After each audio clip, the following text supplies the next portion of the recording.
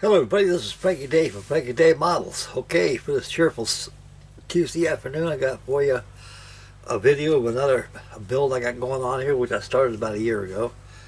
The topic of the video today is the ESSO TRENTON T3 type oiler by Boucher Models, now Blue Jacket Ship Crafters.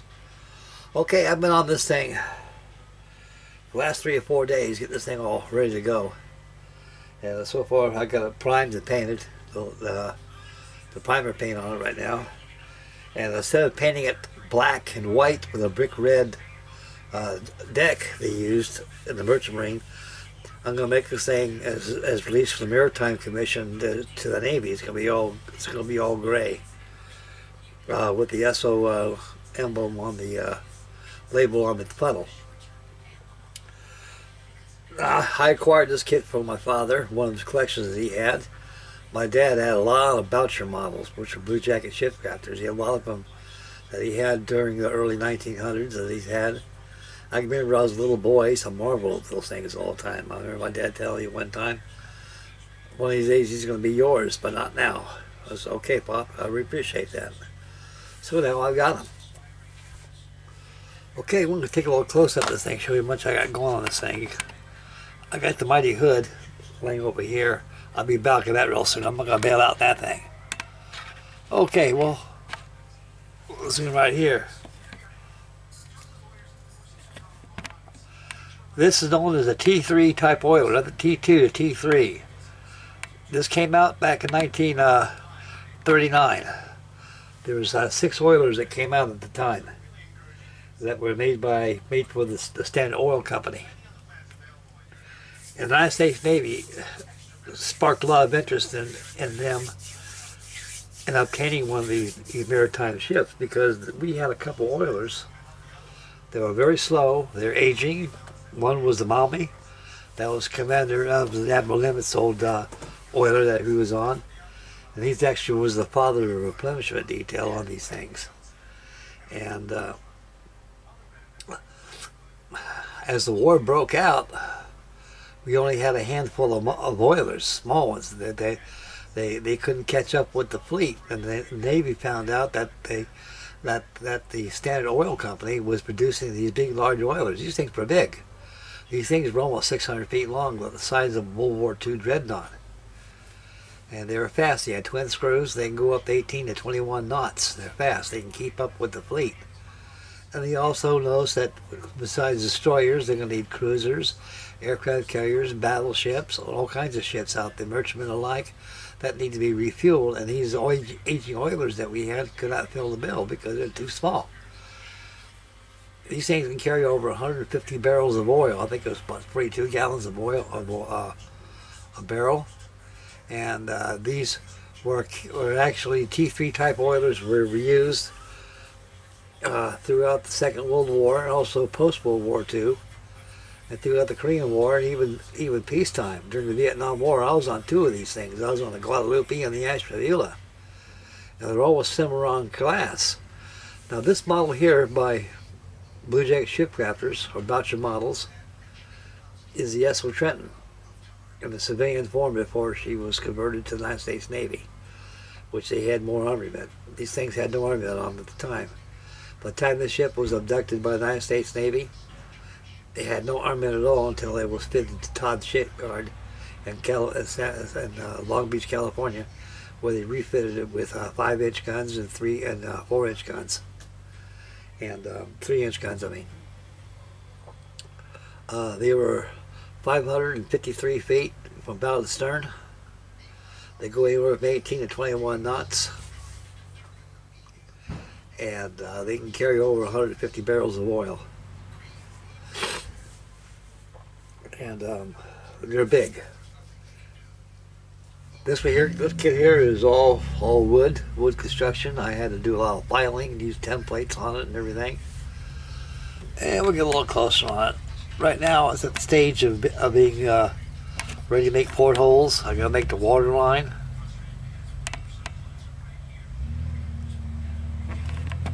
There's the bow.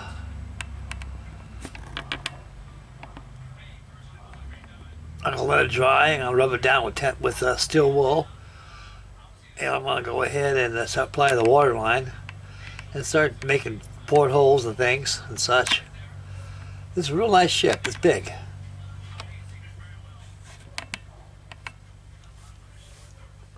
Unfortunately, you don't make this model no more. I think this model has probably been discontinued since 1971 or 72. This model here is probably a 40 skit, 1940 skit. My dad had it for a long, long time. I never used to go in the garage. He used to have it and put it on a shelf over there where he kept all his boxes of things. And when I was a little kid, you know, all kids do. They're curious, get into things. And my dad caught me looking at it and said, "Hey, leave it alone. It's none of your business." And so someday it'll be yours, but not now. You're too young for it. And my dad never got a chance to build it because he was gone all the time, being in the military. And also he was gone working in model shops and things like that.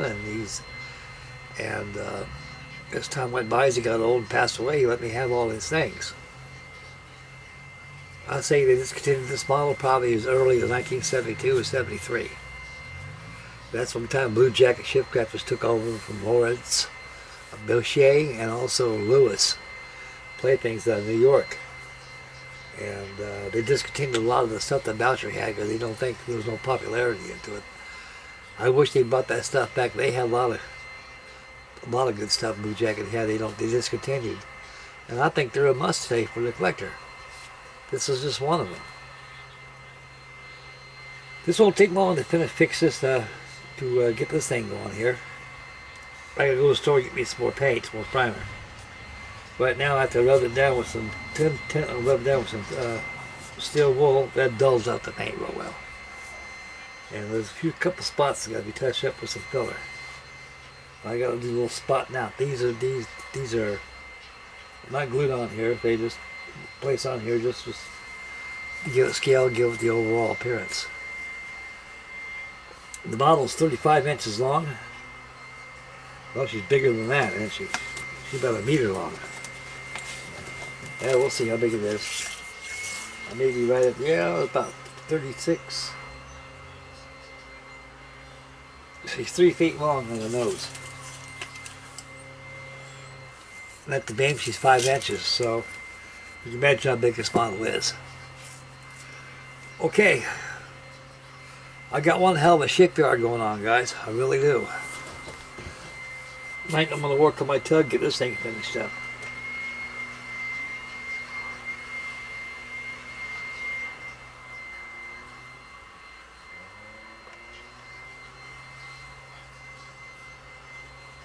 That's my old pyro dispatch tug. I gotta take that stack black and take off the masking on it where the big S is at for Standard Oil. And I'll probably be back on this too, get this thing going on. I got a hell of a shipyard going on, guys. I got the mighty Aikawa Maru hospital ship, the Hasegawa, who makes this 1/350 scale. They got the hospital ship version, which I have here, and also they have the regular passenger civilian version, which I think is better. But they didn't make it at the time. The only thing they made is a hospital ship. Okay, and I got my SS Melody over there. I'll be hopping on her pretty soon. I'll be on the Victory over here. So I got a shipyard going. I'll work 10, 12 at a time. Because I know as long as I'm working on here and there, these things will eventually get done before I expire one of these years. Okay. This is the mighty ESSO Trenton. And they had all kinds of names for these things. I was on the Guadalupe, the USS Ashtabula. The ship came out back in 1939 by Standard Oil. It was ex-Cimarron. They were Cimarron, CK, ESSO Raleigh, ESSO Trenton, and a bunch of others. They were changed into military names because the whole tanker is named after Indian rivers. Okay, that's it for the Ashtabula. It's it for the ESSO Trenton. And also a significant note. We are very shy of aircraft carriers. After Midway and Coral Sea, and we lost salt in the Philippine Sea, and we lost a lot of our early flat tops we had. We were need for aircraft carriers. And they were taking these tanker hulls in C3 and C2 type merchantman hulls and converting them into flat tops. Now the ESSO Trenton stayed as a fleet oiler for about 2 years. Then after that, they took her back to Puget Sound, and they converted her into the USS Sagamon, which is a baby flat top. From there on, they had all kinds of classes of baby flat tops. They had a Sagamon class, which is used oiler hulls, and you had the Casablanca hull, which made the Belarus Wood, and a bunch of other baby flat tops. So these are very essential off oilers. And of course, this thing was fitted as an oiler and an aircraft baby flat top all at once because they had all those tanks in there. And let's say those tanks for fuel, well, they can fuel at sea and keep themselves going at sea for a long time. That was a benefit about using oiler hulls. I was on the USS Ashtabula from 1966 to 1971. Then I went to the Guadalupe, and by the 1990s and 1980, I think late 1980s, the USS Ashtabula, or the Cimarron, or the rest of them were all decommissioned because they don't need them no more. And they fell victim of MORAD, and they were sunk out as target ships. So my old ship is laying on the bottom of 400 feet of water right now, off the coast of Long Beach, used as a target ship. And a lot of them were used as target ships. Unexpensive, can't use them no more. Outdated, obsolete. Okay.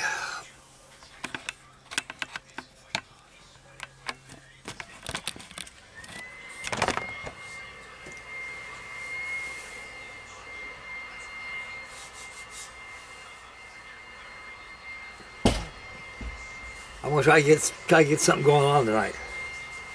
I don't know what I'll be doing. I'll probably be working on the ESSO Trenton right here. I got to go ahead and start mark the water line, and before I do that, I got to rub this thing down with some billow pad. Nice soft billow pad. And what it does is it really smooths it out real good. And you give it a coat of lacquer. It'll be nice and smooth and ready to go. All these deck furniture, all these houses got to be individually. Holes got to be drilled. I got to put stanchions on for the rails, doors, and detail them out. A lot of it's going to be on the like on the deck. You got to put all your piping on there and stuff, manifolds. Well, it'll work. I've built a few of these in my lifetime. Using the plans. These are the plans I'm using right here.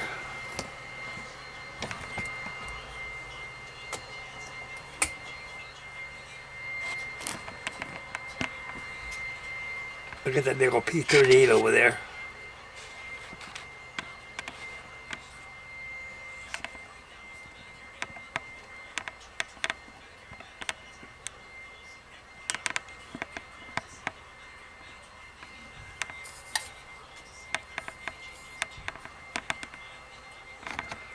Those plans are very old. They're blueprints. Yep, blueprints.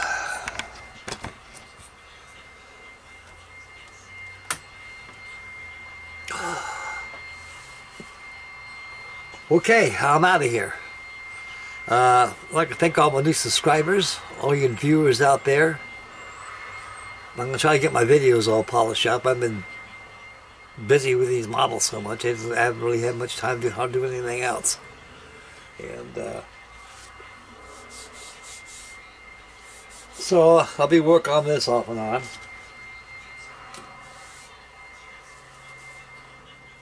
And we'll probably hop back on the hood to finish up that back end right there, so I can start working on the arm unit, get her going. I got the hood laying right over here next to me. She's Well, I think it's come along since I last worked on it, which was a couple of years ago. That thing really looks nice. It does. I really enjoy that head. And yeah, I can't think of anything else that I've got here. Anything new that came in. So I'm gonna probably have a live action tonight. I might just work on a Hikawa Maru right there. Hikawa Maru. I'll probably be adding decals on the thing tonight, and go ahead and start working on the rest of the stuff, get it going. And right here, I'm gonna go ahead and add some filler here and stuff. With a couple spots here, I gotta put a little filler right there.